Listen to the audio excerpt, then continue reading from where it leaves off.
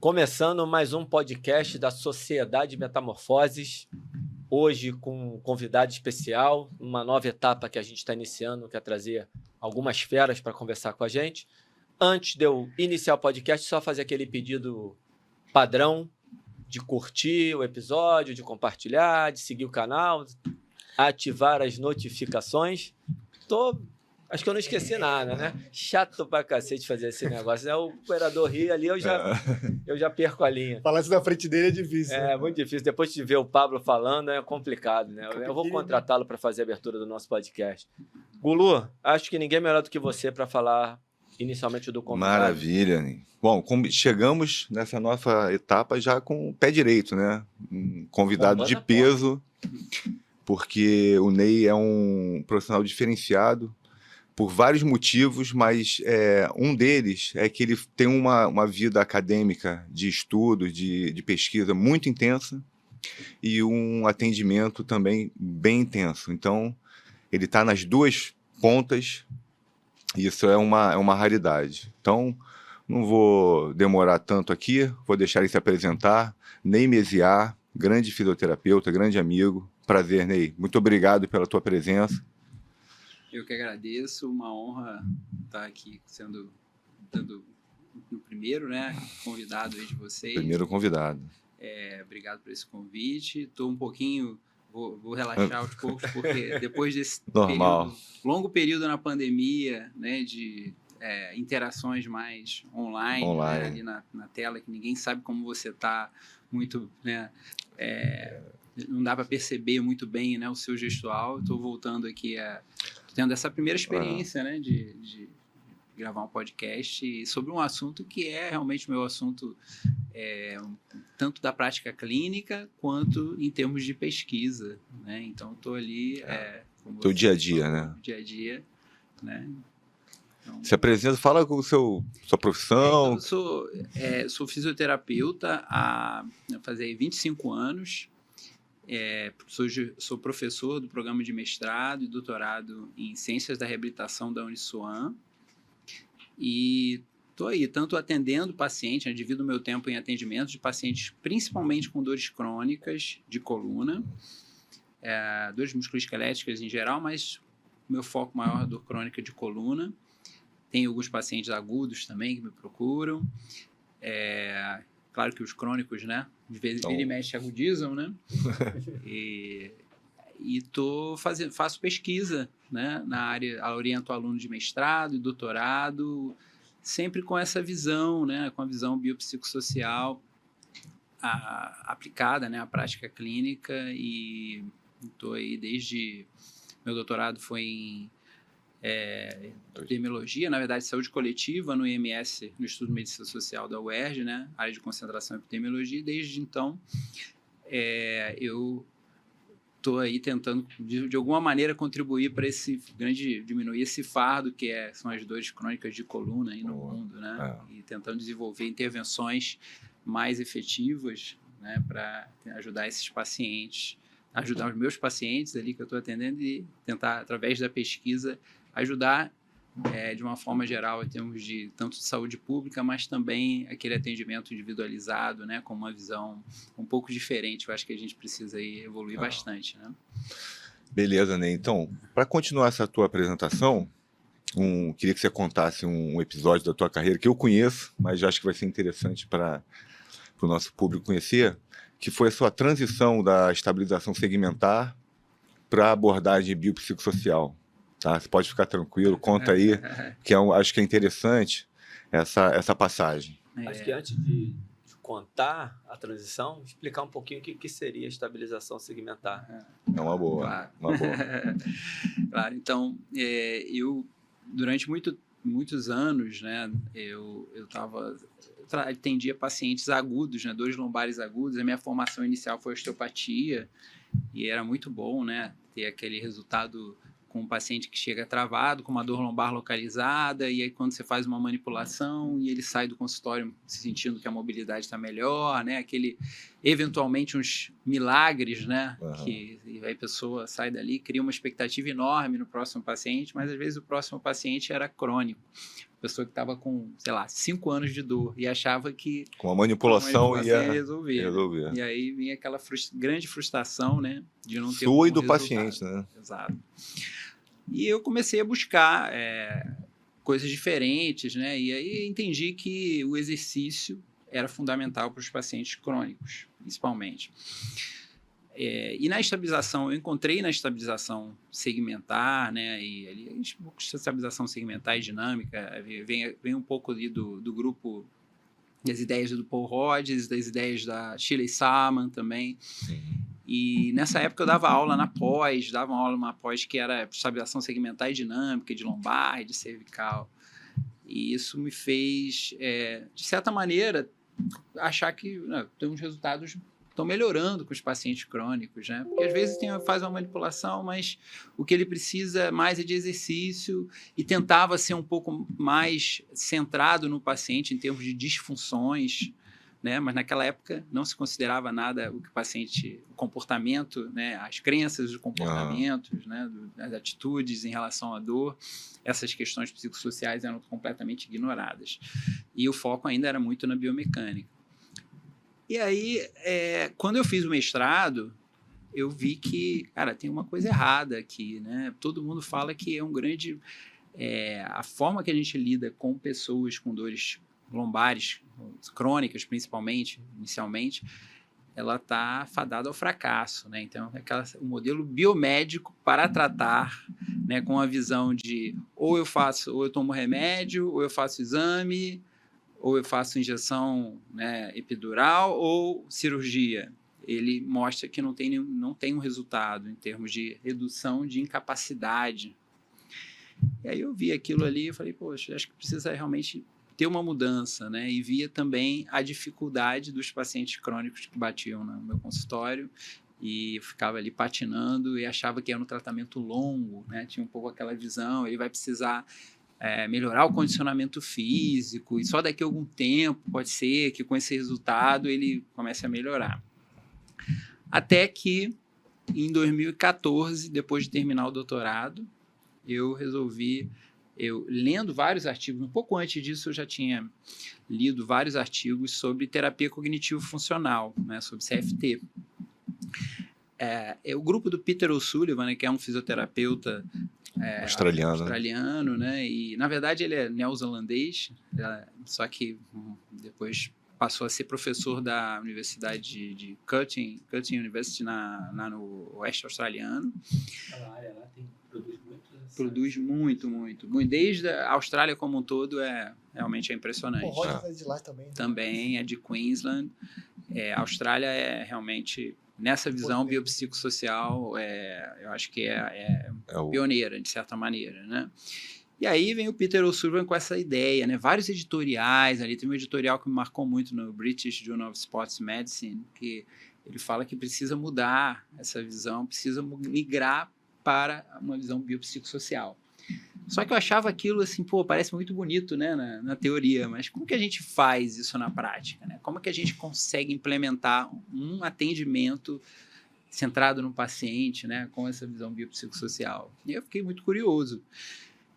Comecei nos meus atendimentos, a mudar um pouco com base nos artigos do grupo dele.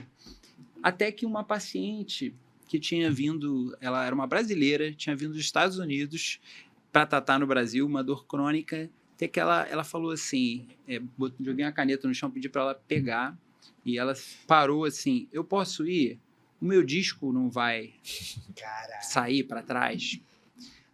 Aí eu fiquei assim, caramba, é exatamente o que se eu não trabalhar, se eu não conversar com ela sobre o que ela pensa sobre o problema, se ela não mudar essa crença dela, né, não vai dar certo o tratamento. Aí fiz um tratamento baseado em CFT do que eu tinha lido nos artigos. Resolvi escrever um case report. Então, ali foi o meu primeiro artigo, antes de eu ir fazer a formação. Aí eu pensei assim, bom, se já estou tendo resultado só de ler os artigos, se eu aprender isso, né? Aí surgiu o curso, a formação de CFT, né, terapia cognitivo-funcional, em Londres, com Peter O'Sullivan.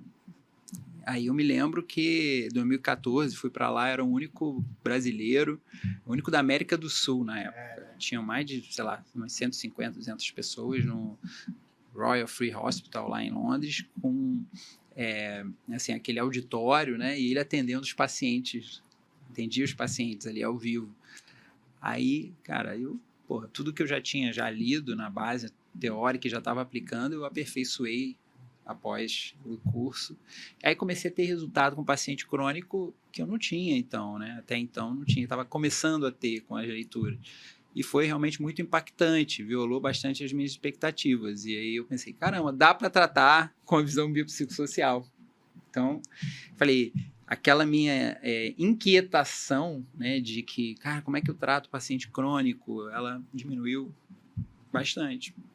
No mesmo ano, e aí a estabilização, né, voltando à estabilização, bateu de frente, né? Porque a ideia de ativar o 25% transverso do abdômen, atraso de ativação, caiu completamente por terra, inclusive, né, até vendo os estudos mostrando que os pacientes crônicos não têm atraso. Não tinham atraso. Em 2010 já tinha evidência, né, de que não tinham atraso. E aí sai uma revisão sistemática mostrando que exercício geral e estabilização dá no mesmo. Aí eu falei... Pô, isso aí os fisioterapeutas ficaram loucos, né? Ficaram loucos. Loucos. Eu me lembro que eu fui... quando eu dei um curso, né, presencial nessa época, antes da pandemia, bem antes da pandemia, né, ali em 2014, 2015 comecei a dar um curso, mudei completamente, porque a minha visão era de estabilização, passou a ser abordagem multidimensional biopsicossocial, considerando todas essas dimensões, foi uma coisa muito mais ampla. Eu me lembro várias pessoas falando, Ney, não é possível, eu não estou acreditando que estabilização caiu por terra, porque na minha clínica tem um setor de estabilização, entendeu? E agora fecha, meu irmão, fecha essa porra. Exatamente, e aconteceu isso em vários lugares que eu dei curso. Falei, cara, tinha dado curso de pilates com estabilização, né? Eu fiz esse curso. Exatamente.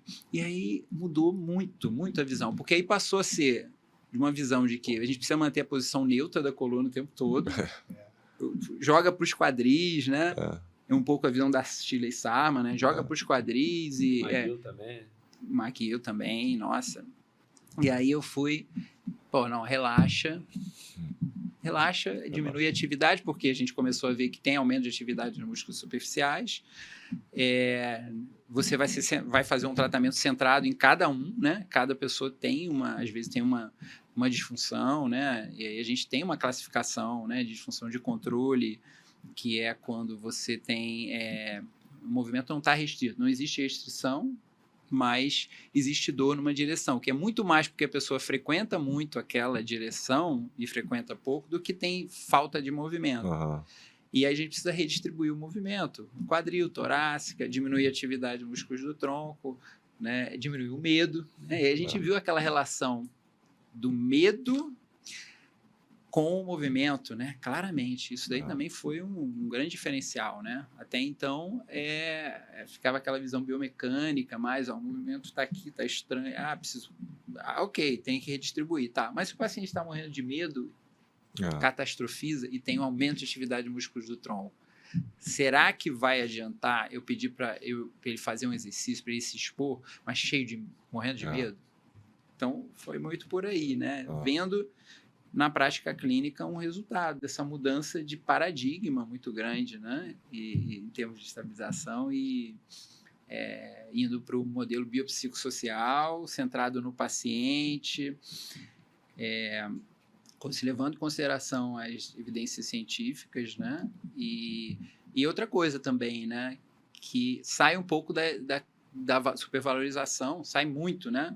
Do exame de imagem, né, de que a gente assume, né, que a dor lombar crônica e inespecífica são múltiplas dimensões interagindo ali, né, para manter o paciente incapacitado, e a gente tenta entender com uma escuta, né, com uma capacidade, né, aperfeiçoando nossa capacidade comunicativa, a gente tenta entender que fatores estão ali interagindo, né, para o paciente se manter com aquele comportamento funcional mal adaptativo, que é uma coisa interessante também que a gente conversar sobre isso.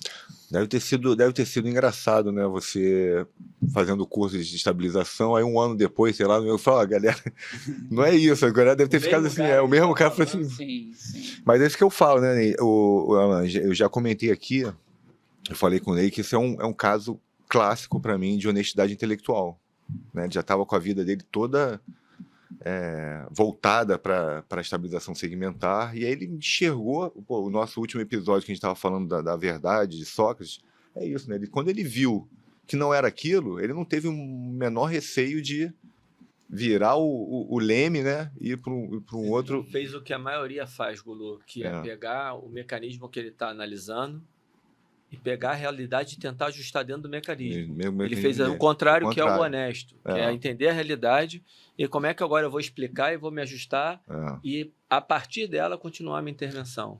Isso é de muita honestidade intelectual. Deveria ser o normal, mas não. E eu não falei isso pro Ney, mas a gente estava conversando que eu fiz a segunda turma dele, desse curso. Foi 2014, 2015, não me lembro. Foi a segunda turma. A primeira eu não pude ir, aí fui na segunda. E no final de semana do meu curso, que você levava uma pessoa com dor crônica para você fazer um atendimento ali na frente de todo mundo. Eu queria perguntar sobre isso. A menina chorou, não sei se você se lembra. Era uma menina, uma mulher de 20 e poucos anos, que ela não fletia a lombar. Ela falava que ela não flexionava a lombar há, sei lá, 5 anos. E aí o Ney jogou a caneta, não sei o que, ela foi indo. No final ela estava flexionando, toda soltinha. Ela chorou. Você vê assim, a descarga que estava ali, você vê a da ativação de músculo, porque você está com medo, cara. Estresse gigante. Estresse gigante. Cara, a beleza que tem esse entendimento e como fica, eu diria que o atendimento fica mais bonito, né? A sua intervenção fica mais bonita, porque ela fica tão completa, ela olha tanto para o ser humano, sai daquela coisa mecânica. Fica mais harmônica, né? Cara, você está falando aqui, eu estou tentando achar as palavras para descrever e o quanto a gente vai ouvindo e vai identificando a nossa prática, Gulu, de alunos, como a gente tem trabalho, como a gente não vence algumas coisas e o quanto é importante isso. Por isso que me deu a curiosidade, que você falou que o Sullivan, ele fez o curso atendendo pessoas. E como é que era isso? Ele avisava as pessoas que ia ter gente assistindo? Cara, isso foi o que o Ney fez no curso. Eu passei a adotar essa estratégia por achar muito didática. Porra! Né? E detalhe, né? Ele faz isso, né? Vários atendimentos. Nesse primeiro curso foram 5 dias e ele tinha teoria um pouco e ia para o atendimento, né? O paciente, lógico, assinava um termo de consentimento e tentava falar, vamos fingir que estamos nós dois aqui, como se estivesse no consultório, é o que eu falo para meus pacientes. E os pacientes, eles, assim, topam, né? Porque às vezes a pessoa já está tentando, principalmente o paciente crônico, já tentou tanta coisa, aí vem algo diferente, alguém fala, professor... Topa tudo, vai, professor, vamos embora. Entendeu? E funciona muito bem. E eu cheguei à seguinte conclusão, né? Hoje eu coloquei o atendimento como a primeira coisa do meu curso. Então, a primeira... fala com... agradeço, né, a presença de todos, não sei o que, daqui a pouquinho vai entrar o paciente, a gente vai começar, faço uma breve introdução. Por que eu coloquei no início? Porque até chegar o atendimento, as pessoas ficavam com muita dúvida na parte teórica. Então, como é isso na prática? Você inverteu, né? Aí eu resolvi inverter. Nossa, aí diminui absurdamente, fica todo mundo assim meio impactado depois do atendimento. E não é uma coisa assim de, é para causar impacto porque o paciente melhorou. Nem sempre o paciente vai melhorar, um paciente crônico vai ter uma violação de expectativa enorme, né? E ali o cara vai voltar a se movimentar corretamente, né? De forma relaxada e confiante. Mas tudo a forma que a gente lida e depois, na teoria, vai explicando, por que eu usei essa técnica de comunicação, por que eu usei questões reflexivas, resumi, né, o que o paciente estava falando, olhei nos olhos, né, e o que eu falo aqui, fica mais fácil a gente olhar nos olhos do que na lente. Né? Você fala no teleatendimento, a gente às vezes fica assim, né, olha um pouquinho e aí daqui a pouco olha para a lente. Então, essa coisa de olhar nos olhos, de fazer espelhamento, né, espelhamento é uma coisa que eu faço até quando a pessoa está fazendo exercício. Eu geralmente faço, peço para ter uma caminhadinha aí, eu vou caminho junto, né? Então, são coisas assim, detalhes que o paciente se sente, esse cara, ele está fazendo junto comigo o exercício, né? Eu tenho que fazer, né? Se sente ali que realmente você está com ele, ele está dando todo o apoio, né? Então, essa coisa do atendimento tem sido um grande diferencial. E era um projeto meu, antes, quando eu dava o curso presencial, por exemplo, essa paciente que você viu, poder acompanhar e as pessoas poderem acompanhar. A pandemia possibilitou isso, porque aí tem o primeiro atendimento, aí eu marco um segundo atendimento, quem quiser assiste ao vivo, quem não quiser recebe o vídeo e as pessoas acompanham a evolução. Né? Então, agora, no curso de cervical, o segundo atendimento, primeiro atendimento, paciente com muita hipervigilância, o tempo todo, né, botando a mão no pescoço, inclinando a cabeça, né? Todo mundo percebeu isso. Ela me lembrou como eu era quando eu tinha minha cervical. Eu lembro.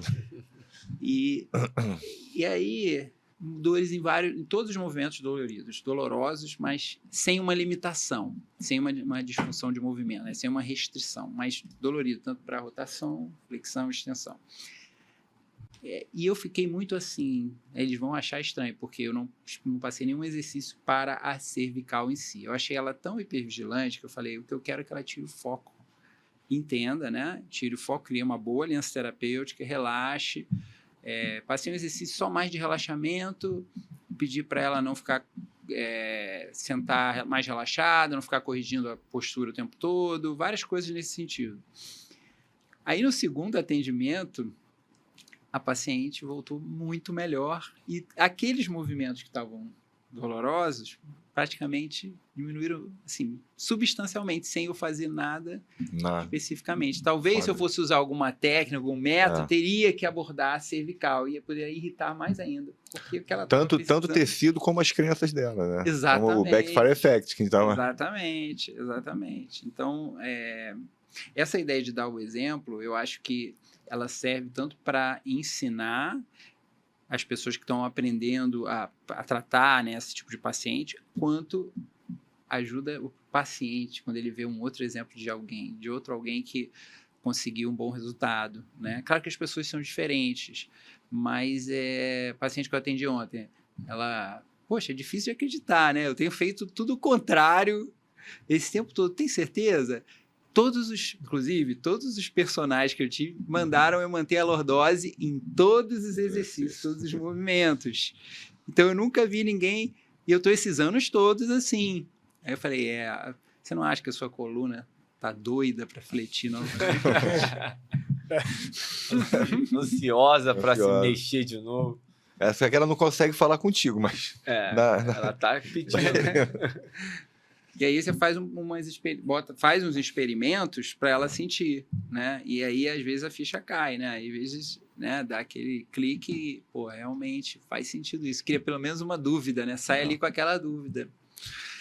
E aí é legal, a gente vê essa semente germinando, né? E tem um caso de um paciente que tem teve síndrome da falha cirúrgica, né? A gente fez 2 cirurgias de coluna. A segunda foi uma artrodese e o cara é fanático por malhar, por pegar peso. Então, ele ficou afastado do trabalho, tinha um emprego público, ficou afastado do trabalho, não conseguia mais malhar e ele participou de um dos nossos ensaios clínicos aqui no Rio de Janeiro.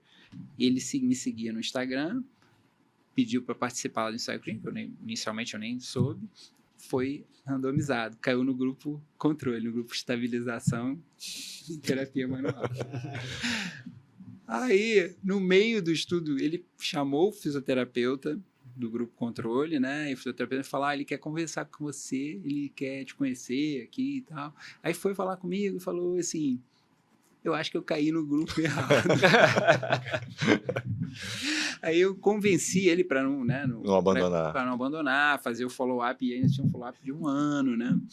Aí falei assim, fazer o seguinte, se você não melhorar, porque a gente sabe que uma parcela melhora, né? Então, se você não melhorar, você me procura, que eu vou te tratar de uma forma diferente. Não deu outra, tipo, uns 2 anos depois, na pandemia, ele me procurou. Por que eu tô falando dele? Porque eu recebi semana passada, tava um tempão sem falar com ele. Aí, manda mensagem. Foi um que você botou no Instagram, a evolução dele, que ele queria jogar futebol? Era esse? Não, esse é o Não, outro. É outro. esse eu acompanhei. Esse é outro. Tem lá um post recente dele. E incrível, assim. Aí eu mandei uma mensagem, que sempre fica assim, um tempo que não fala, né? Mandou mensagem, pô, será que o cara tá bem, né? Já tinha bastante tempo. Cara, ele mandou vários vídeos dele na academia, muito mais forte, malhando, colocou Ney. Eu não tô nem acreditando. Isso 2 anos depois, né?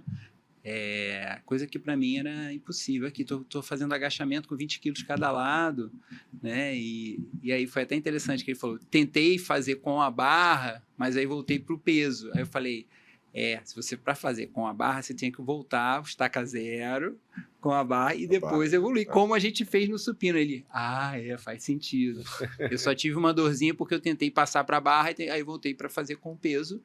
Aí tô feliz com o peso, tô bem. E mostrando, eu falei, cara... E detalhe, teve um determinado momento no tratamento que ele falou que ele foi o perito, né? Tava afastado do trabalho.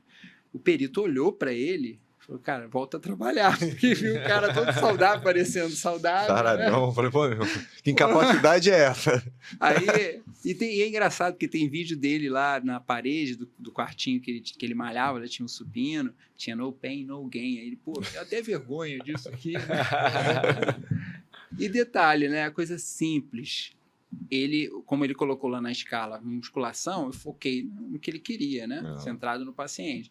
Coisa muito simples. Eu sou fisioterapeuta, a gente sabe que o fisioterapeuta, em geral, a visão que ele tem sobre periodização, né? Sistema de treinamento, tudo, ela é meio falha. Então, eu fiz de uma forma muito simples, né? Dá certo, né? Mais simples possível, né? E dá certo. Por quê? Porque a gente não tem que inventar moda. Não tem que inventar moda, entendeu? Com paciente com dor. Concordo. Essa semana, paciente, acho que também é um tema interessante aí, eu me arrisco a dizer, né, que não dá para paciente com dor lombar crônica ou dor cervical crônica treinar até a falha, ficar treinando até a falha. Achar que em tratamento você vai treinar até a falha. E tem alguns que fazem isso, porque tem essa visão na cabeça. Eu não vou ganhar musculatura se eu não treinar até a falha.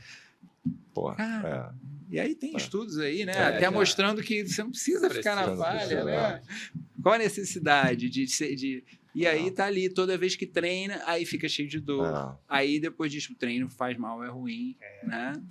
E outra coisa, esse outro paciente seu que eu acompanhei, não sei qual é o nome dele, queria jogar futebol, e aí eu vi ele em casa pegando os pezinhos, né? Ele parece que comprou, né? Sim. E aí eu ficava vendo ele fazendo exercício, né? Conversando, atendendo ele online, né? Eu pensava assim, cara, vai ter um monte de personal que vai olhar o cara fazendo exercício e vai falar assim, pô, mas podia melhorar aquilo ali, mas podia melhorar ali. Mas o que o Ney estava querendo fazer ali? Justamente o contrário. Eu falei, cara, não quero deixar esse cara contraído, o cara tenso, né? Contrai o abdômen, mantém a lombar. O cara, daqui a pouco, ele tá igual um robô. Né? Aumentando a atividade da musculatura. Vigilância. Vigilante, tudo. E aí o cara treinando lá, amarradão ali, fazendo, porra, tá tudo certo, não sei o quê. Nenhuma perfeição de execução exatamente. Também, porque a gente sabe que variabilidade é saudável. Mas esse é um paradigma muito forte ainda na educação física, não sei como é que é na fisioterapia, acredito que ainda deva ser também.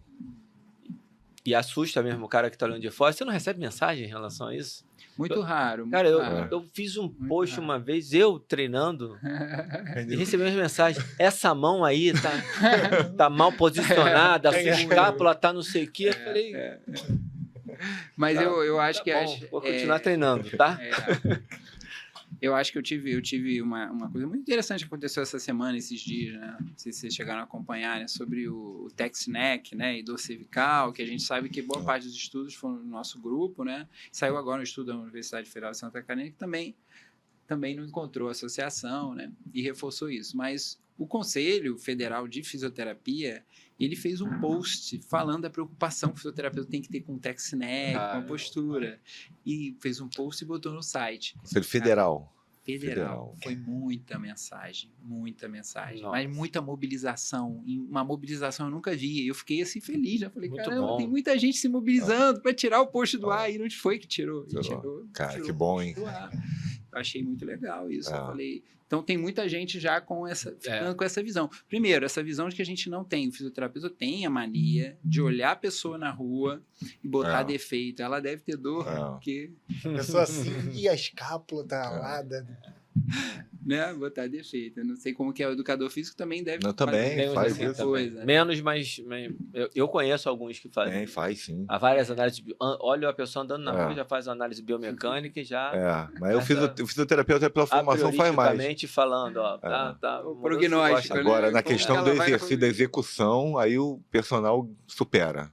Não, com certeza. Não, eu tô te falando, eu já recebi mensagem de professor de educação física me corrigindo.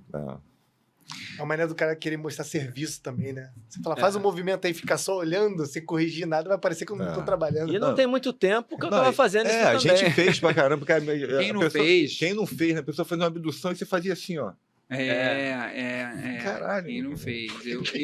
Eu corrigia demais. Mas na época da estabilização segmentar, já da posição neutra, zona neutra e tal, a gente queria buscar, era obcecado pela posição neutra, né? Então, e aí manter a ativação de transverso.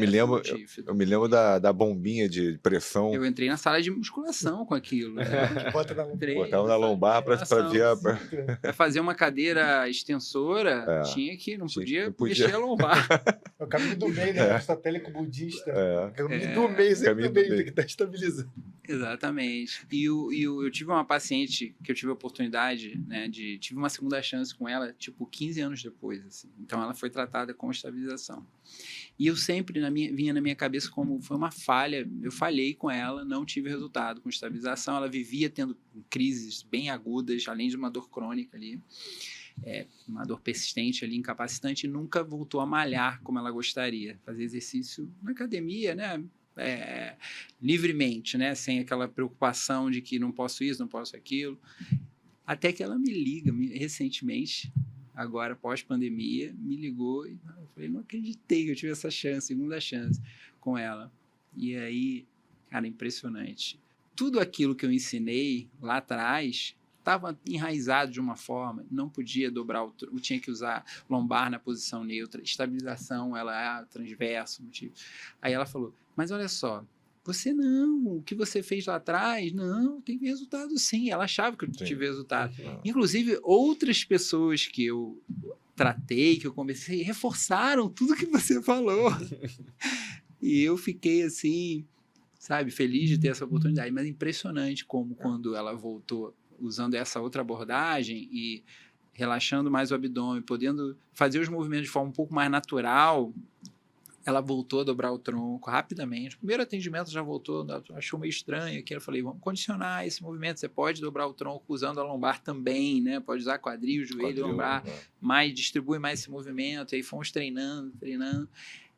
Aí foi muito legal. Agora, no final do ano, ela falou assim, a grande dificuldade dela era conseguir fazer exercício regular. E agora, no final do ano, ela falou assim, não preciso nem ir aí, porque eu estou fazendo já, consegui tempo. 17 dias que eu estou fazendo exercício com uma regularidade, minha lombar está bem melhor. Estou toda dolorida, mas a lombar está bem melhor. Isso aí a gente fica muito feliz, né? E com aquela liberdade de não posso, acabou aquilo, não posso isso, não posso aquilo, não posso aquilo outro, né? Então, que é muito ruim, né? Você viver assim... Vigilante, né? Eu acho que vigilante. Qualquer coisa que vai fazer, vai pegar uma caneta no chão. Você não pode abrir a porta. O Maguil chegou ao absurdo de ensinar a abrir uma porta. Pois é. Escovar os dentes. Pois é. Eu já li o livro dele, estudei tudo também. Fui dessa fase. Essa fase do Maguil. Eu fui total. Já fui maguiliano também. Passou. Ney, acho que seria interessante você falar sobre dor específica e inespecífica. Legal. Né? Red flag. Fala um pouquinho pra gente sobre isso. Acho que a primeira coisa, né, assim, você falou de red flag, é claro, a primeira coisa é a gente pensar que as patologias, né, quando uma pessoa tem uma dor de lombar, né, e procura ajuda, em geral, a grande maioria tem dor lombar inespecífica, né, mais ou menos 90% aí, e aí tem aí entre uns 7, 8% aí por aí, tem dores específicas, que aí são dores causadas por patologias, geralmente que afetam a raiz nervosa, como a hérnia de disco, com dor radicular ou radiculopatia, uma estenose de canal, né? E a gente considera ali, porque às vezes se a gente coloca específica, todo mundo no mesmo barco, mas geralmente a gente gosta de diferenciar, né? Dentro da específica seria mais quem tem dor dor na perna principal, como uma dor principal, com acometimento de raiz nervosa. E aí tem o outro percentual que é em torno de 1%, que é aí patologias mais sérias, que aí envolve câncer, fratura, infecção, né, no disco, né, espondilodicite, doenças inflamatórias reumatológicas, como uma espondilite anquilosante. Então, mas isso é pouco comum, né? A gente sabe que tem um universo aí muito grande. Mais né? ou menos é inespecífica. Né? É inespecífica. Aí tem um grande debate. Tem muito ali dentro de inespecífica, tem o componente discal, que... né? Tem sempre esse debate, só que é super difícil a gente diferenciar isso, né? A partir de um pressuposto de que tem uma porcentagem ali que vai ter tem alguma coisa ali, aí tem aquela discussão, né, de existe a dor inespecífica, mas a gente sabe que tem muito procedimento, né? Mas vamos fazer um procedimento ali no disco, de inervação por radiofrequência, por exemplo, ou vai ser alguma coisa na sacroiliaca, porque o problema da sacroiliaca é da faceta, né? Eu acho que essa visão ela acaba atrapalhando mais do que ajudando, né? Eu acho que se a gente tiver uma visão do movimento, da função, é mais do que suficiente. E mesmo sendo uma dor específica, uma hérnia, a gente sabe que sem componente, sem uma perda neurológica progressiva, por que não tratar conservadoramente, né? Tratar conservadoramente porque a história natural é muito positiva, existe absorção, né, da hérnia com o passar do tempo, então o resultado é muito bom. Tem muita gente vai oferecer tratamentos mirabolantes, né, dentro da área da saúde para a hérnia, né? A pessoa vai gastar muito dinheiro, mas o que é soberano é a história natural. A gente, muitas vezes, eu acho que eu trato esses pacientes com dores específicas para ajudar a proteger a história natural. Às vezes a pessoa está fazendo demais, movimento demais. Isso é uma discussão, né, também dentro da fisioterapia. Porque, em certas situações, a gente tem que fazer menos movimento também. Tem que deixar o tempo passar com menos movimento para o corpo ter tempo de se recuperar, né?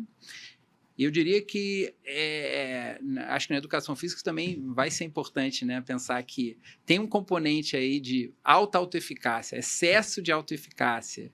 E o cara que treina 7 vezes na semana, às vezes treina de manhã e à tarde. Uma paciente agora que saiu de uma crise de uma dor lombar específica com uma hérnia extrusa, ela está super bem, só que ela se empolgou. Aí o que você fez? Eu corri de manhã e à tarde, 2 semanas seguidas. Eu estava se sentindo tão bem, tão bem. Aí eu falei, Aí é isso. Aí as pessoas falam, não adianta, que eu não tenho maturidade quando começo a me exercitar e tenho benefício, eu perco totalmente, né, o controle. Então tem gente assim, mas é bom a gente fazer dar sentido a isso para a pessoa entender, né, esse comportamento dela, para ela ter mais chance de evitar, né? Um day off ou 2, né? Sim. Acho que um day off, 2, né? Assim, galera do CrossFit, né, que também tá muitas vezes por overtraining aí não é o CrossFit, não é, pode não ser o CrossFit provavelmente, mas é que você tá fazendo os mesmos movimentos muito parecidos 6, 7 vezes na semana, cara. Não acontece isso? Isso também é uma coisa que eu observo. Agora que o que você falou, muito importante da progressão, que eu descobri outro dia, o meu sócio, ele é professor de CrossFit, ele tem um boxe de CrossFit, e conversando com ele, eu descobri, cara, tem umas questões de progressão que simplesmente não são respeitadas. Você falou, o cara já pulou direto para a barra, do peso com 20-20, em vez de fazer 100. E que é o que ocasiona a lesão, aí bota a culpa na modalidade. Sim. Ou até na execução, né? Não é nem execução. Não é nem execução. As pessoas acham, o problema é que eu executei errado. Eu falei, cara, você pulou de... Não preparou para chegar ali. Porque um paciente com dor específica e que está melhor, né? Vamos supor que ele esteja ali naquela fase controlada da hérnia, a dor na perna melhorou e tal, e você quer introduzir, né? Tá com os exercícios. Já tive caso que eu falei, você fez aqui, faço com ele, com 1 quilo. uma série geral. Com 1 quilo, trabalha o corpo todo também, tem isso, essa visão. Para de ficar focado demais na coluna, trabalha o corpo todo, né? É simples, muito básico. Aí o paciente ele só tinha o peso de 5. Não queria comprar o outro, ia fazer em casa. Aí passou tudo para 5. Aí teve uma crise, teve um recidivo, entendeu? De 1 para 5, aumentou 5 vezes a carga. Tem essa coisa, né? Você passa de 1 para 2, é o dobro, né? Exato. De 10 para 11 é 10%. Exatamente, a gente esquece desse detalhe. Então, as dores inespecíficas, Ney, podem ser tratadas como idiopáticas? Assim como a dor de cabeça nome. são classificadas? A dor lombar idiopática é a mesma coisa, específica. Tem muita briga aí muita gente acha que esse termo é ruim. Eu ainda não estou convencido que seja ruim. Inclusive, saiu um estudo que apoia esse termo, né? Que é um estudo mostrando que as pessoas, quando você fala, por exemplo, você está com artrose, ou você está com degeneração, não vou lembrar do terceiro termo, mas um termo que a gente produz bastante nocebo, né? 2 termos assim que a gente acha que produz nocebo, que realmente parece que sim. E o outro era, você está com uma distensão ou você está com uma dor inespecífica na lombar. Tem um terceiro termo em cada categoria. Aí mostra que, fazendo um estudo randomizado, esse estudo com pessoas tanto com dor de coluna ou sem dor de coluna, e fala sobre um caso de um paciente e qual seria a tomada de decisão, o que eles pensariam desse termo. E o termo, a ideia de diagnosticar e falar, o teu problema é uma artrose, o teu problema é uma degeneração, faz com que as pessoas tenham uma tendência a querer fazer mais exame, tem um outro desfecho, eu acho, que é procurar mais serviço de saúde, né? Então, e o termo dor inespecífica, não. O termo dor inespecífica é como se fosse uma distensão. Sabe? É uma coisa para você minimizar, não transformar em algo grave. Então, o que eu percebo é falar, mas é muito ruim o paciente ficar com esse diagnóstico inespecífico, não é diagnóstico, tem muita gente que fala assim. Né? Mas se você ouvir a história do paciente, ele entender que tem vários fatores interagindo ali, para contribuir para aquela incapacidade, para aquela dor se manter, esse, né, que chama de making sense, que é um dos componentes dá sentido à dor, um dos componentes da terapia cognitivo-funcional, isso acalma, né? E aí, eu não tô nem aí.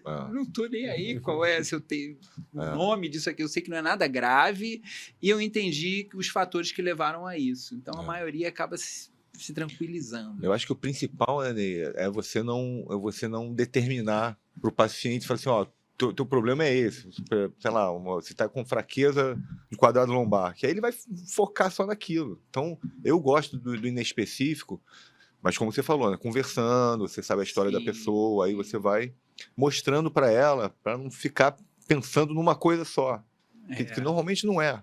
Geralmente não é. Mas essa explicação que você deu, ela confirma muito o que ele falou em relação a nocebar, o verbo nocebar.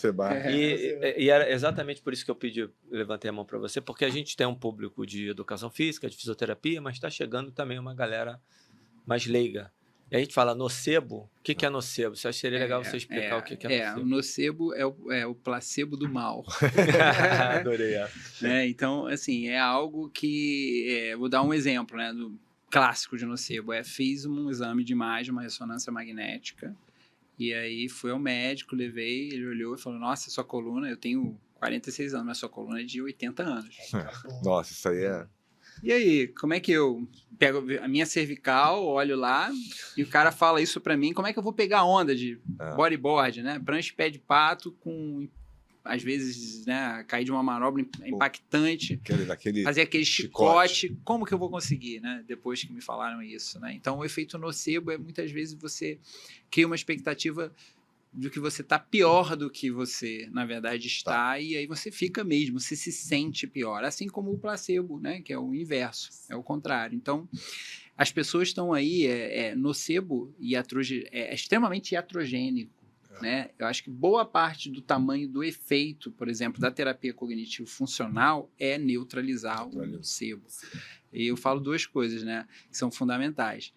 Primeiro de tudo, não produza nocebo quando você estiver lidando com uma pessoa com dor, né? Tome cuidado.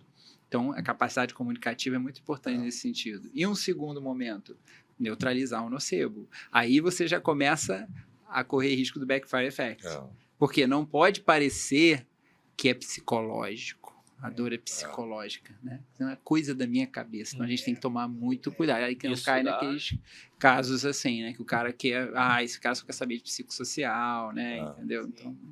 Isso que você falou aí é interessante, cara. Eu nunca tinha pensado por esse ponto do nocebo ser iatrogênico. Extremamente iatrogênico. E na educação física acontece, sabe como acontece muito? A pessoa se lesionou, estava indo à academia direto, estava com personal, e aí alguém, vai aqui nesse profissional. O cara falou, pô, cara, esquece a academia, você está fazendo tudo errado, esse exercício está forçando a sua coluna. E aí, né? Aí ferrou. Aí o cara perde, descondiciona, às vezes muda uma vida, né? Muda uma vida. Aí você vai ver lá na frente, eu tenho casos assim, né? De pacientes que eu vi, cara, o cara falou que ele parou para ele parar de correr lá naquela época, e olha como ele tá hoje, ele tá um idoso bem doente, entendeu? E Vou ter que dar uma explorada no Ney agora. Pelo mesmo motivo, quando eu falo em iatrogenia com os meus alunos, eles exatamente o que é isso? E aí a explicação foi muito didática no nocebo, e no meio você jogou iatrogenia. Então você se ajustou um e complicou outro. Eu tenho certeza que tem uma galera que tá... Eu vou pedir para você explicar agora a iatrogenia. Iatrogenia é um procedimento feito pelo profissional da saúde, né? Inicialmente bem, né? Mais da medicina esse termo, que prejudica o paciente, né? Causa mal, causa dano, causa mal. A intervenção causou mal, né? Então, muitas vezes a intervenção que não precisava fazer para corrigir um problema muitas vezes. O efeito colateral é maior do que a possível solução. Exato. Dor lombar aguda, operar uma dor lombar aguda. Eu tive um caso, um paciente que não conheceu nem o cirurgião, foi no hospital com dor lombar aguda e aí saiu operado, entendeu? Então, cara, e a história é natural, né? E a gente sabe que 50% das cirurgias que foram já testadas versus placebo, cirurgia placebo, né, que é fingir que operou, mas não operou, não são mais efetivas do que o placebo. Então, é muito sério isso. Então, tem muita cirurgia sendo feita aí, e que, na verdade, se você fizer um ensaio clínico placebo controlado, vai provar que a cirurgia, na verdade, não deveria ter, não é eticamente, não tem apoio das evidências científicas, né? Então, é uma agressão. No SUS da Austrália, eles pararam de subsidiar a cirurgia lombar, não é isso? Durante um tempo. Eu acho que depois até voltaram. Eu acredito que tenham voltado, mas durante um tempo. Nos Estados Unidos e alguns estados também. É a única maneira de reduzir, né? Eu vim agora do Fórum Internacional de Dor Lombar e do Cervical em Groningen, na Holanda, e teve o trabalho que, né, eu até tive a felicidade já de conseguir ser premiado, o trabalho de CFT, né, para síndrome da falha cirúrgica, ganhou o prêmio de Low and Mid Income Countries, né, de países de baixa e média renda. Foi a maior apresentação oral. E a melhor apresentação oral geral, né, foi de um cara da Holanda, que era sobre implementação, você tirar uma implementação de cirurgia para dor lombar crônica, cirurgia de artrodese para dor lombar crônica. Eles demoraram, para ter uma ideia, depois que saiu o guideline dizendo esse tipo de dor lombar não é para fazer cirurgia, né? Dor lombar crônica, em específico, não é para fazer cirurgia.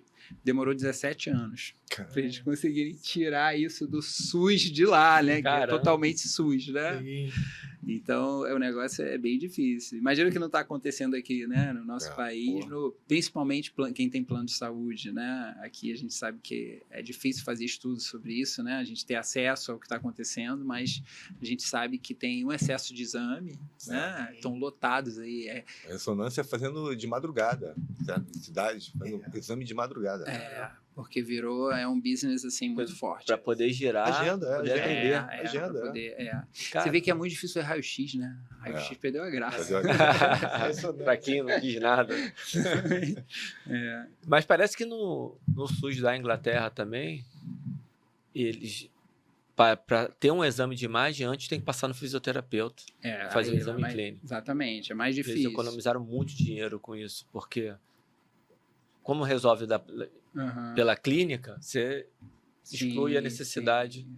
E só vai quem realmente precisa. É. Imagina a diminuição de custo e de possível iatrogenia também. O Peter O'Sullivan vai atender um taxista, um homem assim de meia idade, taxista, e perguntou para ele assim, como é que foi? Você... Ah, não, na verdade foi um amigo meu que foi comigo, não foi o Peter O'Sullivan. Pegou um táxi e perguntou pro taxista, você tivesse uma dor lombar, você procuraria quem? Aí quem falou, um fisioterapeuta, é claro. Aí eu achei muito interessante, olha, né? Um essa médico, visão. ortopedista. O primeiro mas- contato. Qualquer profissional da saúde poderia fazer vamos dizer, uma triagem, né? Sim. Fazer uma triagem que se tiver uma patologia, bandeiras vermelhas, né? Aham. Sinais e sintomas de patologias mais sérias, você faz a triagem e aí, ok. Mas se não, você continua tratando. Ah, Porque pode ser que aí já se resolve. Faz uma boa orientação. A dor lombar aguda, né?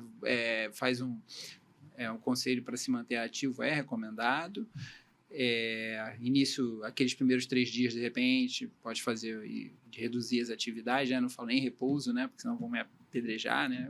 Se for repouso para dor lombar.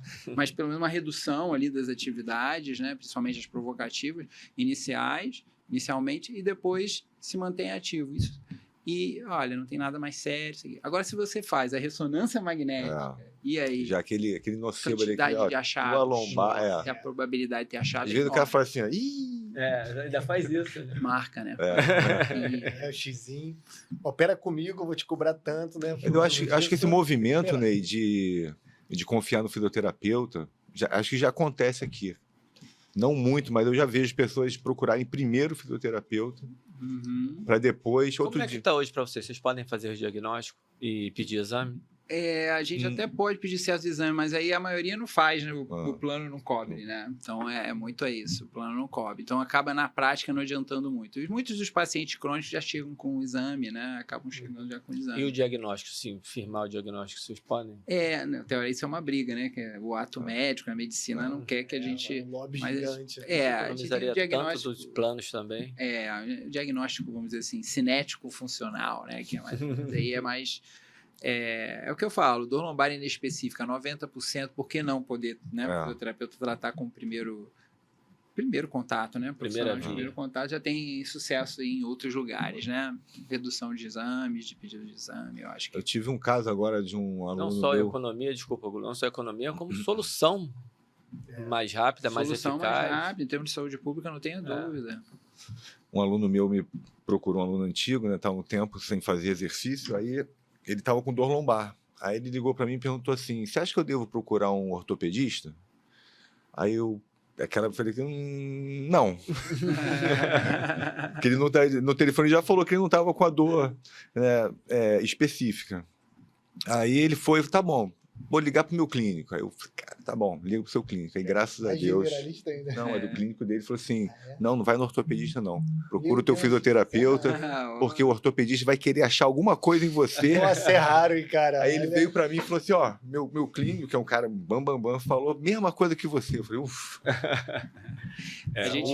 A gente fez o estudo Quali, né, com um ortopedista. É uma boa. Explica pra gente aí. A né? gente fez o estudo qualitativo com ortopedista porque uma aluna surge, costumo, né, de certa maneira, levar sempre em consideração as ideias dos alunos. E essa tinha uma ideia muito interessante. Ela falou, Ney, tô cansada de receber paciente com muito nocebo, né, feito por uma consulta de ortopedistas, que às vezes até bem intencionados, né, fazem com que o paciente chegue e eu tenha um trabalho dobrado. Aí o que ela propôs, né?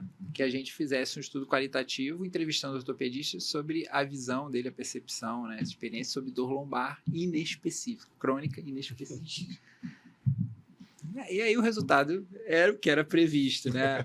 O termo dor lombar crônica inespecífica, para eles, é como se não existisse. Absurdo, Não existisse. Então, não, a primeira coisa que tem que fazer é chegar a um diagnóstico.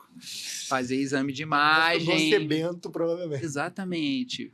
Vamos saber o que está acontecendo aí. Não fala. Mas eu falo isso, né? Não sei se fala isso ainda hoje. No livro dele, até a 4ª edição, não existe esse negócio de dor lombar Ele inespecífico. fala. Mas é uma luta, É. luta retórica. Mas você vê que ele saiu um pouco da... Eu não sei. Nos Ele últimos... já afastou um pouco, né? Porque rendeu ele um não... pouquinho. Claro, porque toda vez que falam dele, estão falando... Eu tenho visto no Twitter muito negativamente. Até umas pessoas desrespeitosas e tal. Ele tem a sua contribuição na biomecânica, Com né? Com Claro, certeza. mas só que na hora que você traz para a clínica, é complicado. Ele tá com um barquinho no tsunami. Tá conseguindo se equilibrar ainda, mas daqui a pouco Agora vai virar. ele tinha que fazer igual o Paul Rodgers, né? Tem Se que rendeu, Mudar. Ó, tá vou errado mudar, lá. Vou mudar, exatamente. E o pessoal, para quem está ouvindo e não sabe, Paul Rodgers ele veio a público e falou: olha, minha pesquisa com o transverso estava errada.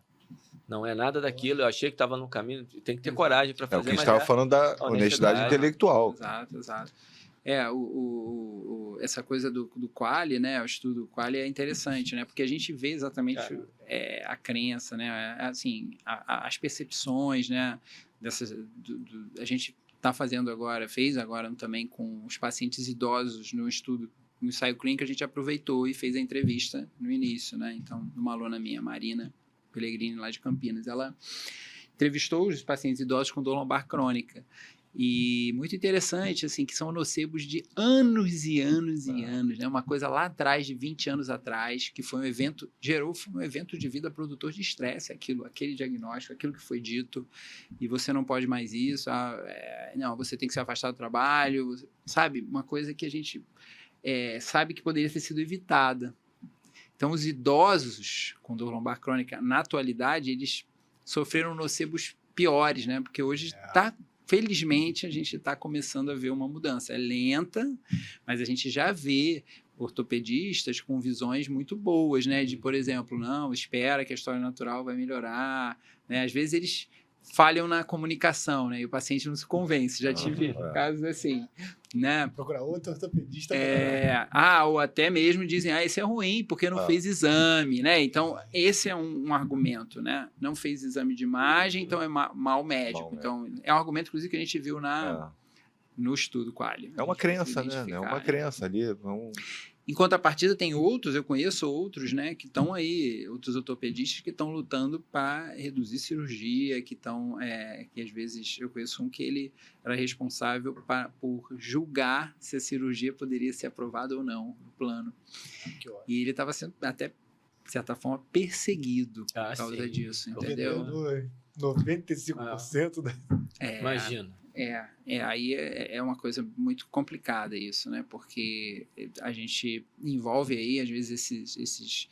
É aquilo, né? O cara tem um padrão de vida com aquele número de cirurgias. Aí disseram que, para isso aí não opera mais. Aí ele vai ter que reduzir. Aí aquele... É difícil, né? Conflito de interesse. Total. Gulu, como é que a gente está de pauta aí? Porque a gente está com um problema sério, né? E nesse problema sério, a gente vai ter que... O que a gente vai ter que fazer? Abusar do Ney. Vamos ter que convidá-lo para uma próxima oportunidade. Porque, cara, voou o tempo. Tem muita coisa ainda para perguntar, para falar. Esse aqui, então, ó... Ele tá quieto, né? Aqui...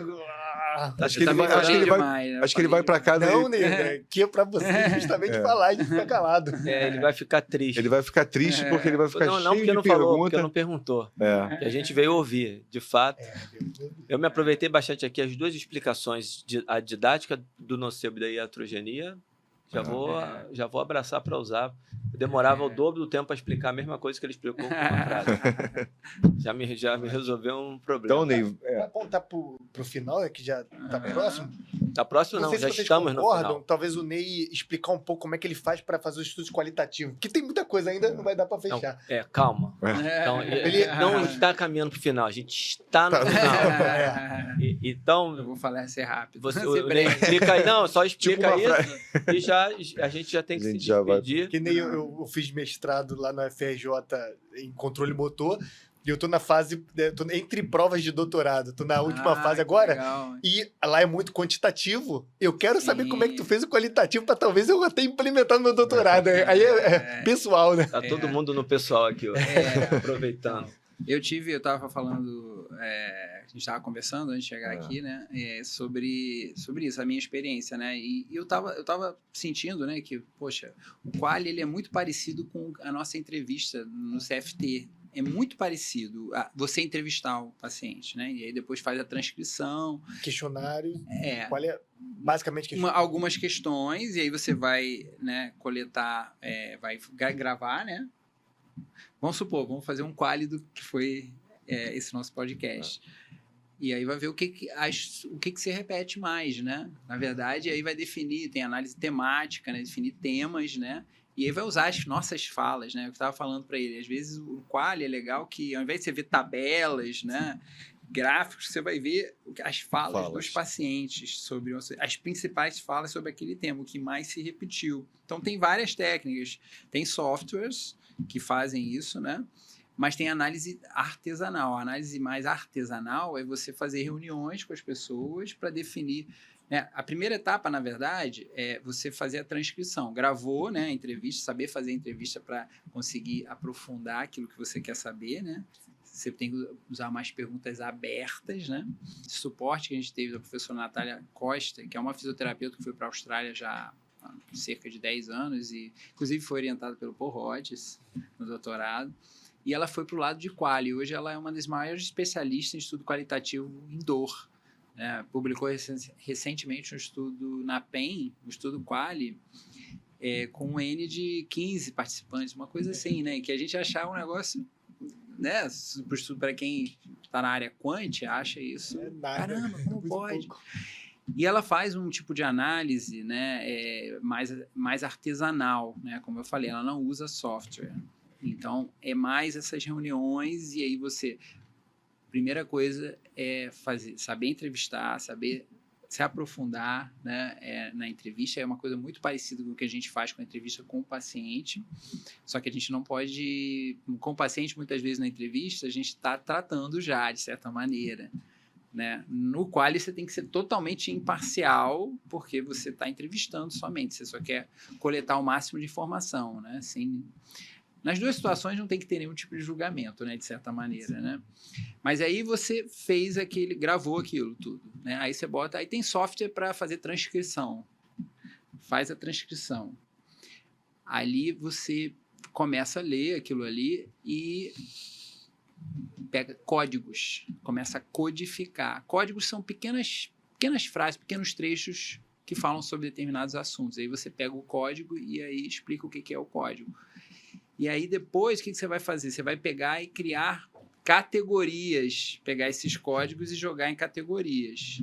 E essas categorias, em várias reuniões, em várias rodadas, vão se transformar em temas. Né? Por exemplo, o tema é fatores psicossociais são ignorados, né? Pelos ortopedistas, vamos supor. Sim.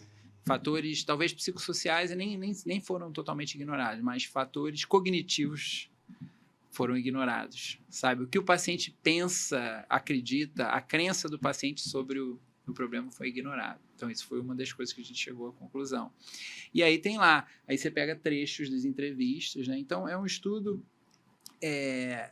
que a gente consegue ir muito além para certas questões, certas percepções do que os questionários quant que a gente é acostumado a utilizar, entendeu? Então, eu acho que isso para a educação física é fundamental para saber como que, principalmente quando você está indo para esse lado da dor, de lidar com pessoas com dores, né? Saber como é que está o educador físico na academia, né? O que ele pensa sobre Interessante. isso, né? Show de bola. Te ajudou, amoroso? Bastante. Então, Eu vou agora a até gente anotar. pode finalizar. Se quiser dar algum recado final, falar de algum curso, alguma coisa, fazer as palavras finais também. Aí a gente pode se despedir. Eu só agradecer aí, foi realmente uma experiência muito interessante. Acho que eu falei demais, né?